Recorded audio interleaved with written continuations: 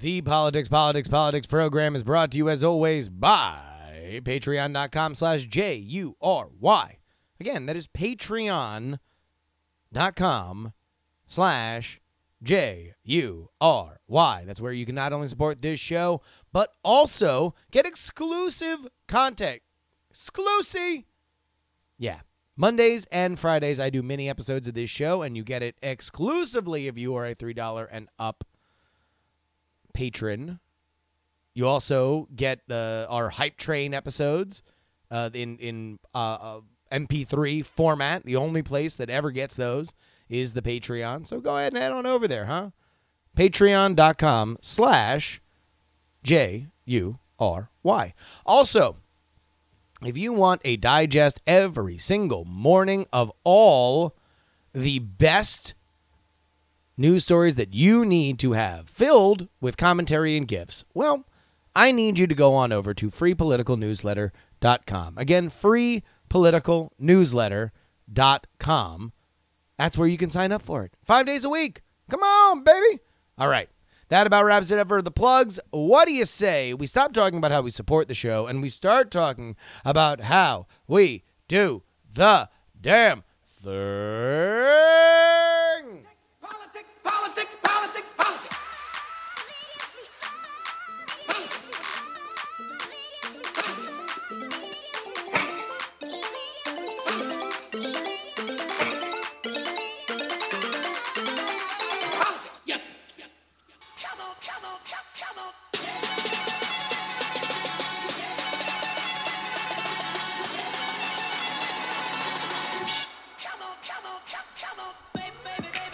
Oh,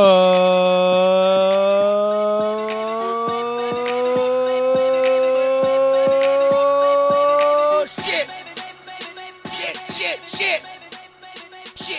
Shit.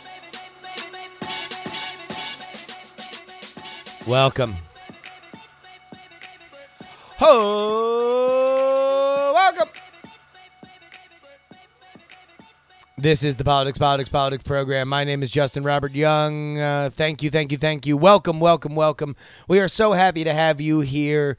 This is the vanguard of independent political media. This is the tip of the spear when it comes to the way that we need to synthesize the modern, ever-shifting political landscape. And I am your humble host. Welcome.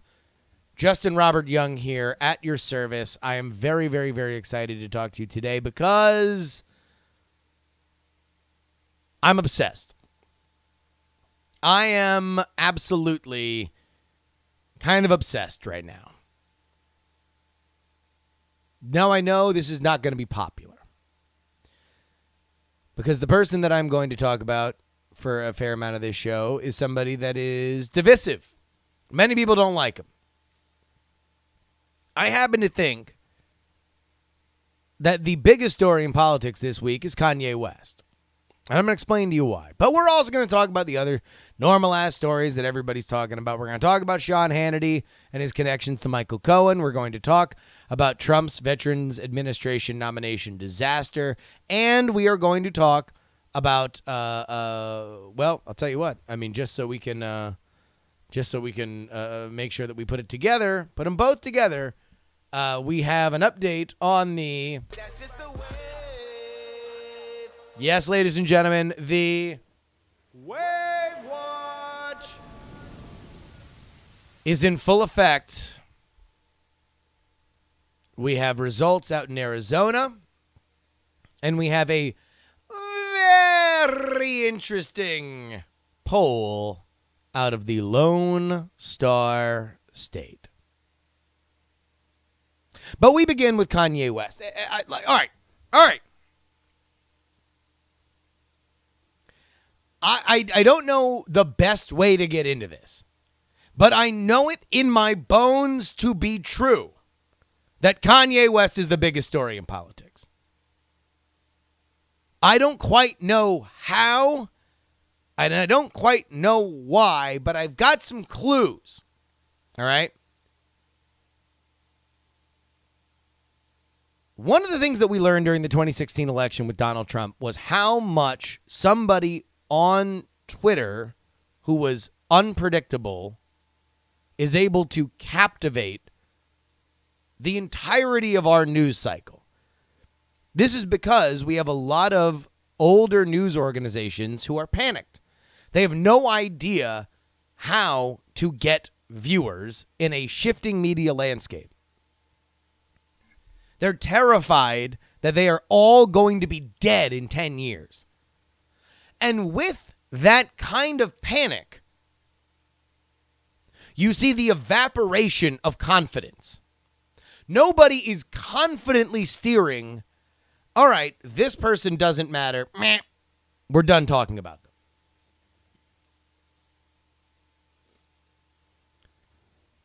So when Donald Trump is a dark horse candidate who is saying things that are outside the mainstream of any kind of political thought and using language the likes of which no politician who lives and dies by focus group, polling, focus group would ever say, while everybody is scoffing the content, hashtag premium content made from that scoffing becomes the story in and of itself. And so if everybody now is looking at Kanye West and saying, all right, you're a crazy person. Literally in the last 2 years, you were 5150'd out here in California. For those of you who are not aware, that means that you are basically a ward of the state because you are a harm to yourself. You're potentially harmful to yourself. Then how do you explain the fact that with like 3 tweets, Kanye West has become the biggest story in politics?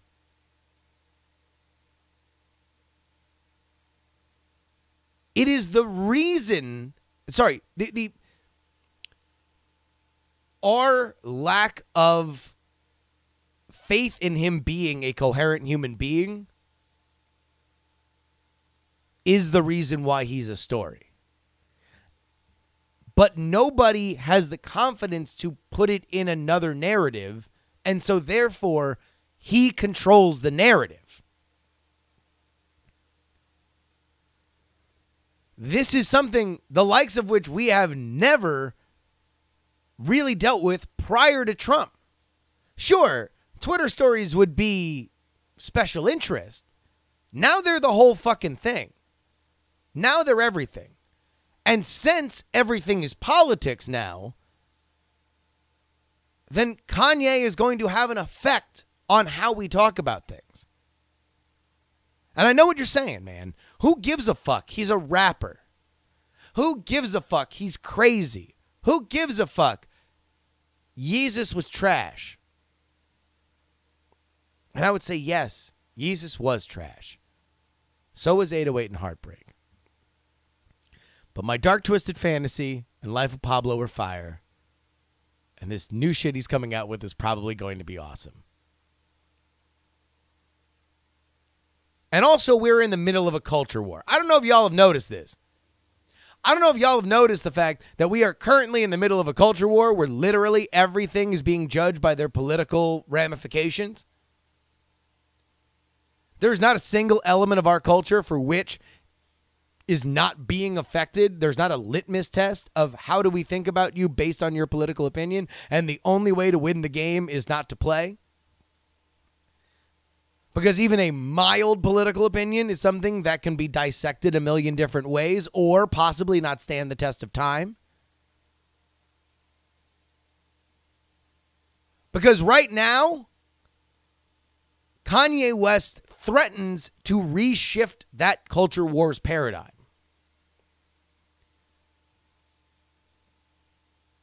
Because in the landscape of musical acts, Kanye West is the last rock star. He is what the old gods used to be. He is Bowie. Like it or not, man, he is. He is somebody that wants to stay 2 steps outside of the mainstream because history often forgets the misses and remembers the hits. When Bowie dies, they remember Ziggy Stardust, they remember the gender bending, and say, look at how forward-thinking he was. They kind of forget the Nazi outfits because it was a miss. Kanye is that dude. Now, whether or not his dalliance, and so if you don't know what I'm talking about, here's what I'm talking about. Over the weekend, the resurgent Kanye West Twitter handle decided that it was going to double down on stuff that happened toward the end of his ill-fated tour a couple years ago. If you remember that, this was during the election. Kanye West went out on stage and did a rant about Donald Trump. Said he loved Donald Trump. Said Kanye West, was on his Trump shit right now. Now, that kind of got wiped under the rug because he, shortly after had to cancel all of his tour dates because of exhaustion, quote unquote. And he was, again, Baker actor. 5150 was what they call it out here. But now he's back. And he excites everybody by saying, new shit coming. I got an album coming out on June 1st. Yada, yada, yada. But he also says, I love Candace Owens. Who is Candace Owens? Well, Candace Owens is a political commentator, and I think she works for some nonprofit. But she is a young black woman who has been highly critical of Black Lives Matter. Highly critical of a lot of other culture war social issues.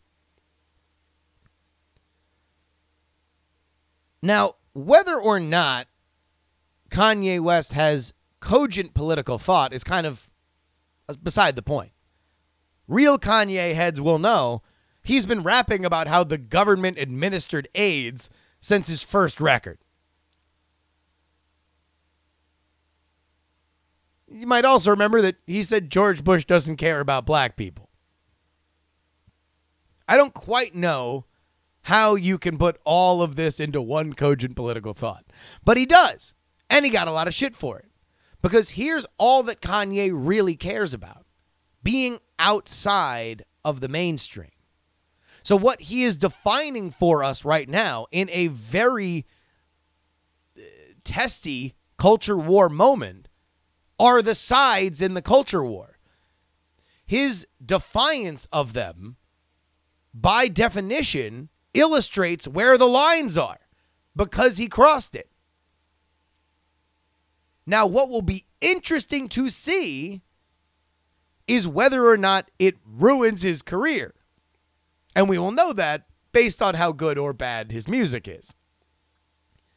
But if it succeeds, if he succeeds in this, which up till this point, he kind of has, except for when he crossed Taylor Swift and his music was kind of trash. If the music is good, Kanye West will be a player in this culture war. And if there's one thing that we have understood more than anything else over this last couple years, leading into the midterms, leading into 2020, the culture war fucking matters. Our belief in what other people believe matters. The lines have been drawn. We are more politically active than ever, and we are bringing our politics into more and more avenues. Hell, because of the culture war, I found this out. You know that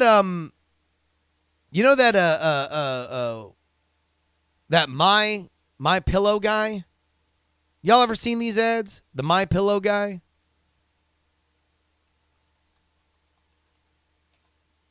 He's all on 24 hour, a lot of cable advertising. But he's one of these, like, I founded My Pillow. He's just this dude with a mustache. Let me show y'all.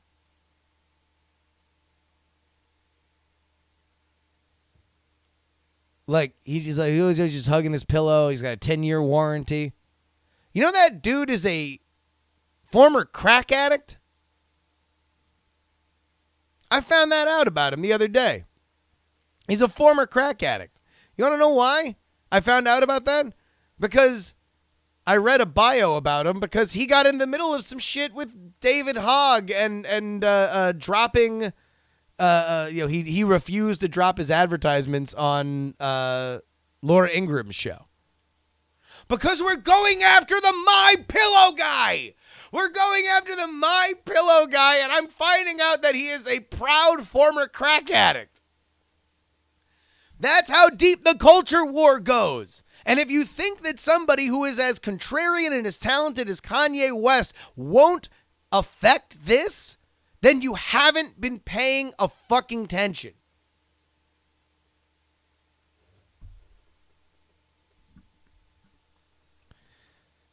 I've been trying to keep an eye on this Twitter account because he's been tweeting nonstop for the last 4 days. But this is the most recent thing that he tweeted right before we went live. You don't have to agree with Trump, but the mob can't make me not love him. We are both dragon energy. Jesus, Kanye. He is my brother. I love everyone. I don't agree with everything anyone does. That's what makes us individuals. We have the right to independent thought. He then went on to say that he has no problem with Hillary and he loves Hillary too.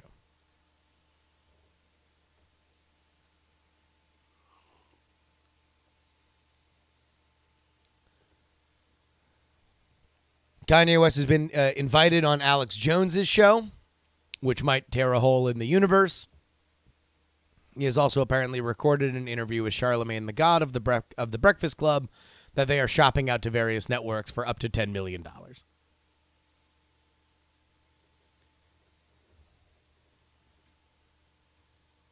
Giggle about him at your peril. Make jokes about dragon energy at your peril. This is the game now. This is politics. When politics is everything, then Kanye West is the biggest story in politics. And if you are not paying attention to it, then the next time that something crazy happens and you're like, oh my God, how could this have possibly happened? Know who told you to open your eyes.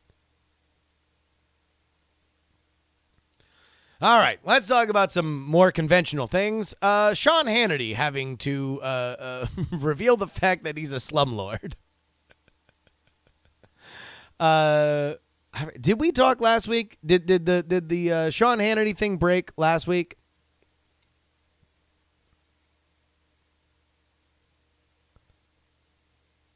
By the way, Parking Dog points this out. Listen, if y'all think that Kanye West isn't the number one story in politics, and then you're like, all right, let's go back to this story right now. This is the next story that we're going to talk about. Sean Hannity and Michael Cohen. This is a story because Stormy Daniels fucked the president. So that has gone wall to wall on CNN. There is not a moment where Stormy Daniels' name has not been on the fucking chyron on CNN. If Stormy Daniels can be the number one story in politics and then expand out to the gigantic potato-headed fucking gas bag Sean Hannity and the comically ridiculous fixer Michael Cohen, and you're telling me that Yeezy can't be the number one story in politics? Come on, man. Pay attention. This is the new level at which we are playing at. Everybody has an opinion because everything is politics. But here's the story here. Sean Hannity was revealed as a Michael Cohen client. And this is apparently at least part of the reason why. A story here from the Daily Beast. Sean Hannity kept getting deals on properties previously owned by a fraudster specializing in foreclosures. It is a story about a bunch of real estate that was gathered up fraudulently and then was later owned by Sean Hannity, thanks to Michael Cohen. What does this mean? Beside the fact that Sean Hannity's kind of a wiener penis. Well, I don't know. I mean, this doesn't seem like... I guess here's what I would say. If you are in the business, if you are a blue teamer, who is in the business of trying to see Sean Hannity as personally embarrassed as possible, then please continue on. If you are here to see an unfolding and possibly relevant element of the Mueller investigation, then I'm sorry. You're not really going to see a lot here. I don't expect that there's a lot here. And by the way, I'm getting a little tired of Stormy Daniels' fucking lawyer. Like, oh my God, this guy. This fucking guy. It's just everything. It's like, look, if you've got something to bring, then fucking bring it. I'm tired of these, like, hey, check out my Dropbox PDF. Hey, let me check out the picture of my CD. It's like, good on Stormy Daniels. I'm not trying to shit on Stormy Daniels. Good on Stormy Daniels. Get out here. Make that money. She has probably torn a titty bar near you. I highly recommend that any listener to PX3, go see Stormy Daniels when she's featured at the titty bar. Bring back a first-hand account. We will read it right here on the show. I am very curious to know how. Listen, somebody, you're asking, your wife is like, okay, what are you doing on Tuesday? Well, I got to go to the titty bar, honey. Why? Because jury on PX3 needs somebody there. I am giving you permission. You need to go to the titty bar, and you need to report back to me what Stormy Daniels, what her act is. But beyond that, I'm done. Because that guy, that lawyer, his fucking job right now is just to keep her name out there so she can keep cashing them checks. And I'm good with her getting them. I'm just not here to cover literally everything that comes out of that motherfucker's mouth like breaking political news. I'm here for Kanye. I'm not here for Michael Avanti. Hashtag Basta. Bring your wife, by the way. I'm not saying leave your wife at home. Bring your wife. You guys can both. Two heads are better than one. Here's some actual government in action. Shit. We mentioned a couple weeks ago that the head of the VA was ousted. He was not pleased about it. Wrote an op-ed trashing internal sources that had nefariously knifed him.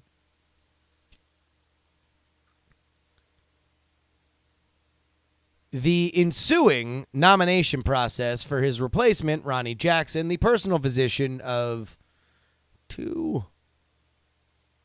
presidents, Trump and Obama, he was the doctor for, has been fraught with peril. We read now from Politico. President Donald Trump could have avoided the firestorm over Ronnie Jackson's nomination if he had taken John Isaacson's advice to begin with. In a private conversation with Trump last month, the Senate Veterans Affairs chairman mounted a strong defense of then VA Secretary David Shulkin. But despite Isaacson's guidance, Shulkin was canned a few days later, and Jackson, the White House physician, was quickly nominated in his place. Jackson was chosen with little vetting, angering several White House aides, including Chief of Staff John Kelly, and now a whisper campaign of allegations threatens to tank the nomination. The episode offers a window into how the president's impulsive decision-making has created problems for GOP senators as well as his own aides. This is a sentence that you can probably run in every political publication forever. Until Donald Trump is no longer the president,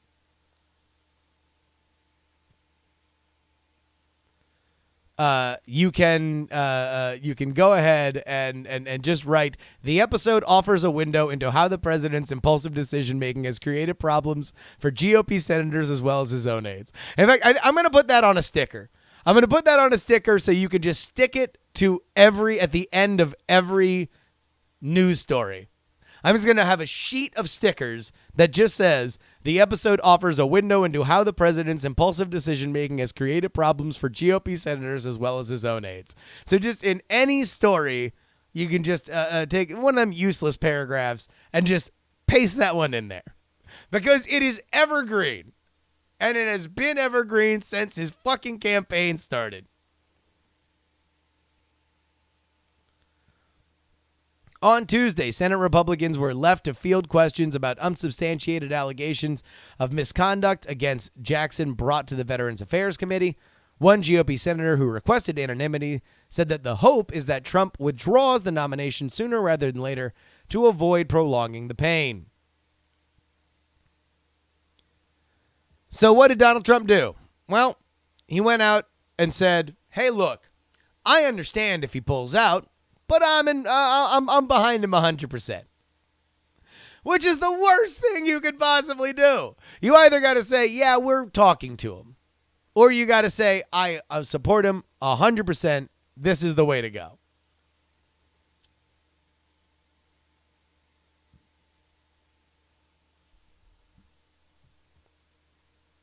And so now he dangles. I'm sorry, Dr. Jackson. Ooh, your nomination is fucked. We go back to the Politico article. The president says, oh, yeah, I wouldn't move forward with it. I mean, what does that say? If the president's going to put forward somebody's name, he needs to have the confidence in that individual, said Senator Lisa Murkowski of Alaska. And if it's just this kind of knee-jerk thing, here's a warm body, then his team needs to work to make sure that the president sees the short-sightedness of it. Jackson's trouble may also signal a new front in a war inside the White House. That's another one that can be repeated forever. It may signal a new front in a war inside the White House.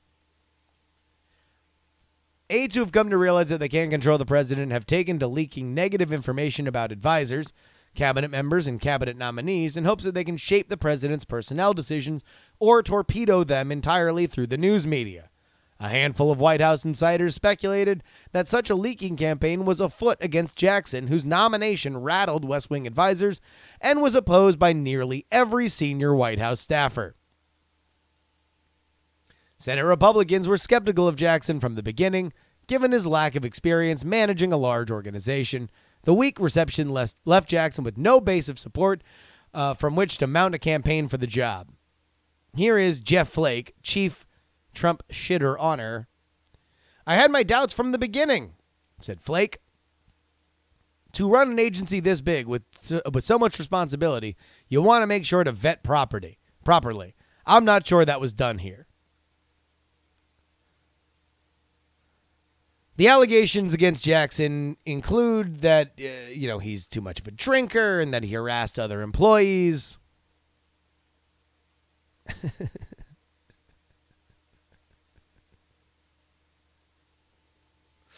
Soulspur in the chat says, if all this stuff is true, why did Obama give him good reviews and an early promotion recommendation? I mean, that doesn't necessarily mean anything. It means he liked him as the doctor. The doctor isn't the VA person. And also, as always, the story isn't the story. Whether or not this guy is flawed may or may not be true. In fact, for this thought exercise, let's assume that it is. This is about power. Who gets to decide who is put in charge of the VA?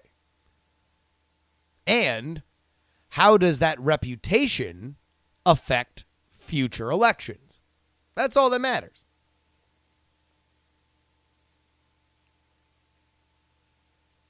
Now, if you are on the red team, specifically the Trump train, you don't give a rat's ass if this guy has the kind of experience of running a gigantic organization or if he's even a little bit of scratch and dent, because you put a scratch and dent president in there. Again, this is a dude who has cultivated his reputation over the past 3 decades as literal Bible villain. He's got porn stars and playmates out here on these streets talking about how they had consensual sex while his wife was pregnant. You're okay with a little bit of dirt around the edges. You want somebody who will shake things up. Apparently, Ronnie Jackson will. If he can get the job.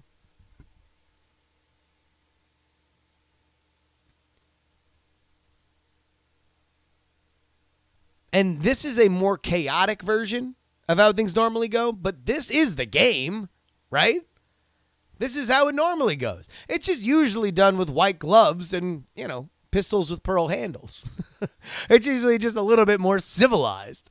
Now we're just playing a real messy game of grab ass. All right, let's go ahead and get into let's get into some big news here. Big news. We actually had an election last night. This is an election podcast, so let's go ahead and get into the Wave Watch. Results out of Arizona last night, a special election wherein the GOP did indeed break its losing streak as of late.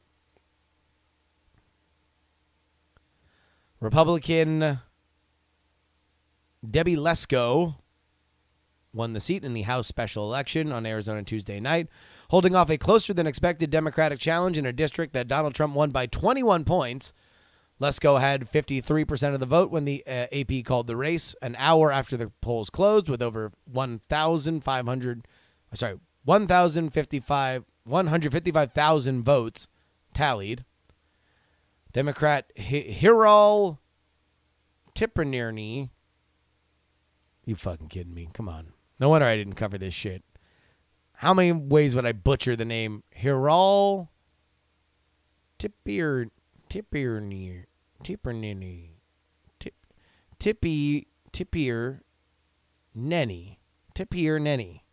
Hiral Tipirneni had 40% of the vote. Sorry, 47% of the vote.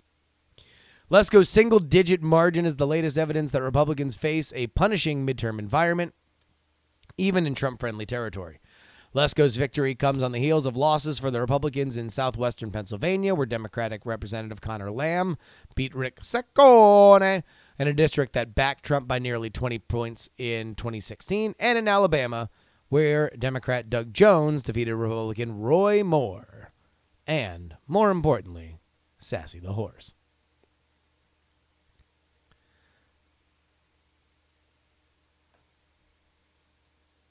Quote, Republicans shouldn't be hitting the alarm. They should be slamming it, said Mike Noble, a GOP pollster based in Arizona.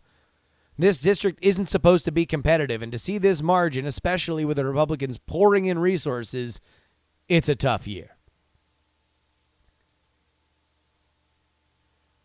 So, you want to know, I know this isn't going to be where we normally do it, but let's go ahead and also take a look at the most recent generic ballots, because that's what we always want to take. Here we go. Generic congressional vote. So, this is one of those, both sides are going to take a story out of it. The Republicans are going to take, hey, you had a chance to win and you didn't. The Democrats are going to take, yeah, but look at those statistical averages. These are low turnout elections. If you are not winning by something close to what Donald Trump won this district by, then that means that when there is a closable enthusiasm gap, that the Democrats are going to be there and the GOP will not.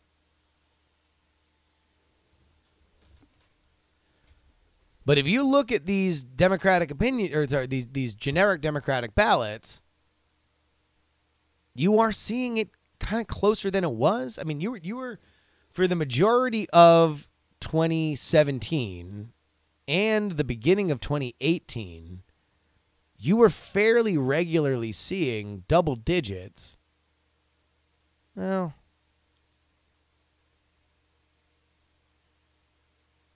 yeah, I mean, you're seeing like as high as 15. There's a Quinnipiac poll that shows Democrats plus 15. A Marist poll that shows Democrats plus 11.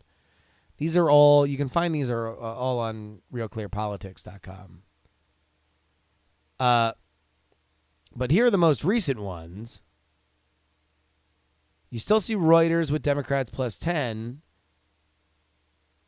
But, you know, a lot of economists, YouGov plus 5. Quinnipiac, which had Democrats up as high as 15, now at plus 8.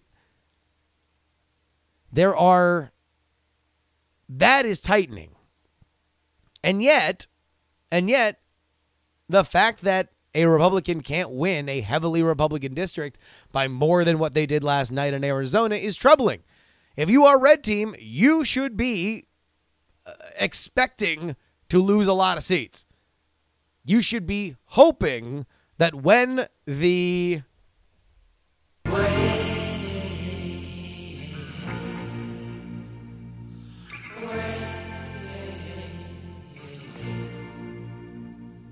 recedes, that you will have at least control of the Senate. Because the House looks like it's fucking gone, dude. That is gone, baby, gone. And look, this is what happens. So let's go back, pull back yet again. I can't say this enough, man. I can't. If I say this on every single podcast, it will not be enough. Let's pull back and remember when Donald Trump was the upset of all upsets, that this is traditionally what happens when one party wins the presidency twice. The other party wins after that, no matter who it is. And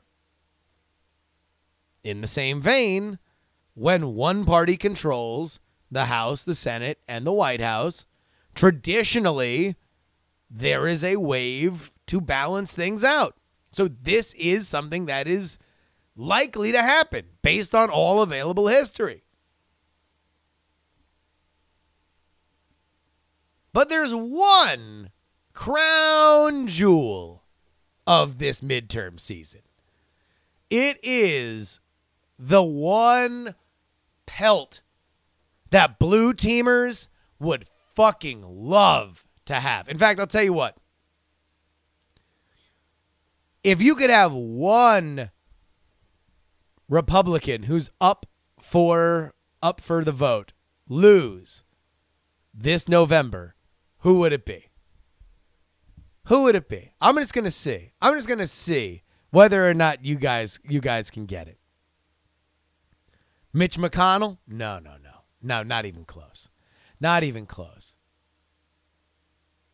Codes from Home got it. Codes from Home got it. Ladies and gentlemen, it is none other than Ted Cruz, and his seat is what we are going to use as our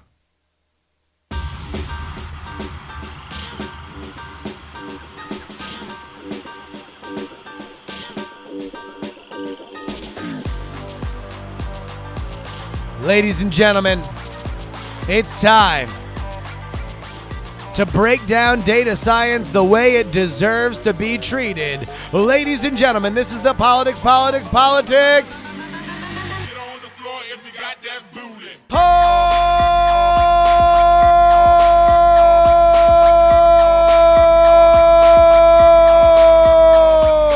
Dance, dance, dance, dance, dance, dance. This is a Quinnipiac poll from April 12th to April 17th with a 1,029 registered voter sample, a margin of error of 3.6. Coming up first to the stage, he is your Democratic challenger. Ladies and gentlemen, please give a big round of applause for Beto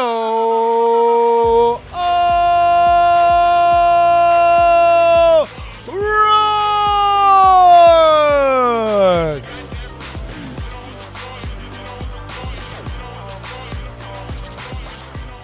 But your headliner, man, he gets dirty on Twitter. Favorite that porno, it's Ted Cruz with 47%. Folks, that is Teddy Cruz, 47 over 44 for Beto. That's only a 3-point spread, which, by the way, is within the margin of error. Listen, guys. It's only one poll. It's only one poll. But I feel like I'm going to have to live in Austin if this shit gets close. I feel like I'm going to have to move, man. I'm going to have to just call up Bry and I'm going to be like, "Listen, dude, I need your bedroom. I got to live there." Because if there's a shot that Beto O'Rourke can beat Ted Cruz, it'll be the only story. It'll be the story of the midterms, right? Like, how much did Texas 2016?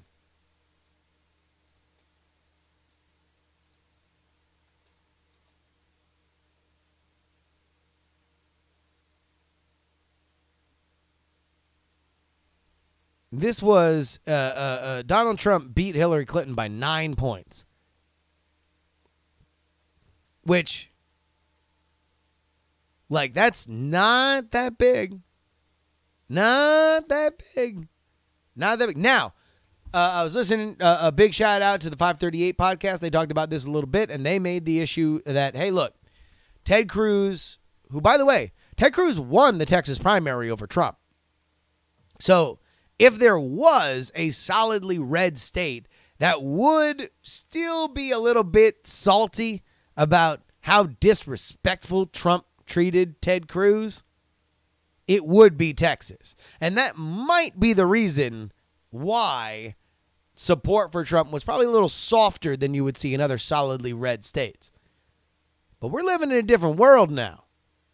Ted Cruz came out for Time magazine and wrote glowing words about Donald Trump. You would imagine that Donald Trump will be out there on the stump for Ted Cruz as we get closer to Election Day. But also, maybe. If we're talking about enthusiasm gap, if we're talking about a resurgence in liberal Texas, there's nothing better, baby. There's nothing better than possibly having Ted Cruz go down. That would be the absolute biggest. We'll keep an eye on it. Now let's go ahead and get into But Your Emails. You can go ahead and email the show, theyoungamerican@gmail.com. Again, theyoungamerican@gmail.com. Sean writes, does Rand Paul have principles? He always seems to make a fuss, then immediately falls in line with the GOP on everything. Pompeo wants to start a war with Iran, and Trump changes his mind every hour. How can Paul continue to hide behind White House guarantees? Libertarians just drive me nuts. All right, a lot to unpack here, Sean. First, does Rand Paul have principles? Well, he certainly broadcasts his principles more than most politicians. So whether or not he has them, I can tell you that he certainly talks about them a lot. What Sean is bringing up here is that Mike Pompeo, the incoming Secretary of State, was having a bit of a hard time getting confirmed, and this is because Rand Paul and a few other senators were holding off their support because Pompeo is somebody that has a bit more of an interventionist worldview. Rand Paul then reversed his holdout and said he would support Pompeo after talking to Donald Trump. So there's a couple ways to look at this. The kind of Trumpian red teamers will tell you, well, this is how the game is played. This is the art of the deal. You hold out, you hold out, you hold out. you wait for a guarantee that you weren't going to get if you're just going to, we're just going to back them immediately, and at least you got something. I don't think that Rand Paul alone was going to stop Pompeo from getting confirmed. He was pretty much always going to get confirmed. So do you want something coming out of it, or do you want to just have it on your resume that you weren't a vote for his confirmation? In general, nothing a Secretary of State can really do will be politically beneficial for you. So you might as well get some kind of guarantee that you weren't going to get otherwise. Now, I agree with you, Sean, that Rand Paul sure does talk a fucking lot, and he sure is on Twitter talking a lot of crazy shit. So it certainly, he puts himself in a position to say, all right, he is the flip-flopper of all flip-floppers. What I don't quite understand is the libertarians just drive me nuts part. Like, why is that specifically libertarian? That just seems like a politician. Greg writes, I'm really disappointed. Did you actually read James Comey's book, or did you just skim some headlines on Breitbart? No, I didn't read Comey's book, but I said I wasn't going to read Comey's book. I don't look. I read the transcript with George Stephanopoulos, and I read the Washington Post book review, and what I kind of gained between the two of those was that I got all the news shit, you know, by way of the interview and the book review, and the rest of it was biography. And I just really don't have time for the James Comey biography. I kind of just want the news shit. So I didn't read it. Because also those books fucking drive me up a wall, man. When it's like somebody's famous for one thing and then they spend 50 fucking pages talking about how they went fishing. Like, I'm just not down with that. So, yeah. Scott wrote, Justin, love the show, but I am shocked you didn't pick up on what Comey's book probably really is. Considering the timing and the language used toward the Orange Menace, I think it is a big, giant troll post. It's tailor-made to turn Trump's infamous aggro away from the Mueller investigation and center all that cray-cray on Comey. And why not? He already fired Comey. What else is Captain Comeover going to do to him? Obviously, this is just speculation, but when looked at from a certain point of view, it's a brilliant troll, worthy of the dumpster himself. Keep on keeping on. I think James Comey did this for money. I mean, if I were to list James Comey's priorities, it was to have a future in politics and the money. I don't quite know if this was something that is a troll to deflect attention from the Mueller investigation. Although he has yelled about the Mueller investigation less since the book came out, but that's really only because it happened after the Cohen raid, which is when he was yelling at the Mueller investigation the most. Has been kind of quiet lately, though, huh? Quiet week for the Mueller investigation. Dav writes, I saw this today and I thought of you. It's the most jury anonymous U.S. congressman quote ever. And what he linked was the Young Turks clip about this, but I got the article itself. It is Eric Erickson, the red state impresario, who did an anonymous interview with a current Republican Congress member of the House talking about Trump. These are anonymous quotes while they were shopping in Safeway. Damn it, he's taking us all down with him. We are well and truly fucked in November. Uh-oh.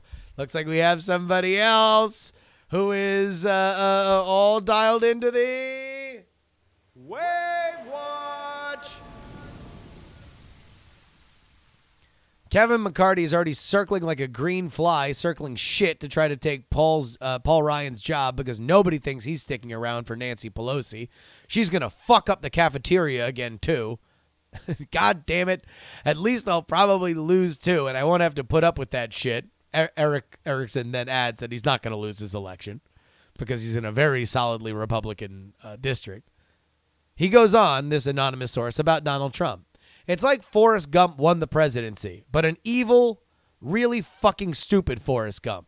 He can't help himself. He's just a real fucking idiot who thinks that he's winning when people are bitching about him. He really does see the world as ratings and attention.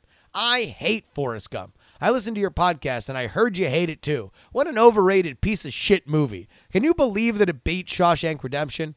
And I would like to take fucking issue with this anonymous congressman. Because you want to know what? Fuck you, anonymous congressman. You're fucking wrong. Because it's not a shame that Forrest Gump beat Shawshank Redemption. It's a shame that Forrest Gump beat Pulp Fiction. Pulp Fiction should have won the fucking Oscar in 94. And anybody who thinks that Forrest Gump was better or Shawshank was better can fucking eat it. All right, Shawshank, I'm going to go ahead and say it. Overrated. It's an overrated movie. It's a movie for golf dads. And if, listen, it's fine. It's an okay movie. It's nice. It's okay. But it's for boring people. Pulp Fiction changed the fucking game. All right? That's what should have won in 94. And if you have a problem with that, then get all up at me at Justin R. Young on Twitter, at Justin R. Young on Instagram, at Justin R. Young on Snapchat. All right? Because that's what I take away from that. Pulp Fiction should have won in 94. Although Forrest Gump is a little overrated. But I'm now at the point with Forrest Gump where so many people have called it overrated, I kind of think it's underrated now. It's not a bad movie. It's just a trifle of a film. And it is nostalgia porn hammered down so hard that you're sore the next day. But other than that, I would say that Shawshank, now overrated. Forrest Gump, now underrated. Pulp Fiction should have won the Oscar. But you can also email me, theyoungamerican@gmail.com. Again, theyoungamerican@gmail.com. Politics, politics, politics, politics.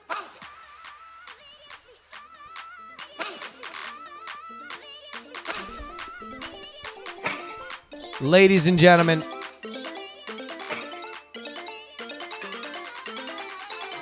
a reminder, if you have Amazon Prime, then go ahead and head on over to twitch.tv/JustinRYoung or justinryoung.tv. Go ahead and hit subscribe. You will be able to subscribe to my channel for free. It's free money. It's pretty sweet. Also, you can become a patron, patreon.com/JURY. At the $3 a week level, you get 2 extra podcasts. You get a little RSS feed. You plug it right into your podcatcher. Boom, you get them delivered to you every Monday and Friday. Music has been provided by Valesco and Trop Killers. A reminder, you can follow me at Justin R. Young on Twitter, Instagram, and Snapchat. And you can download archived episodes of this show at bonerwars.com.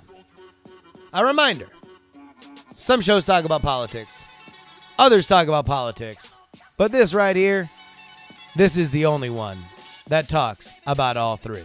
Also, freepoliticalnewsletter.com. I will see you guys next week.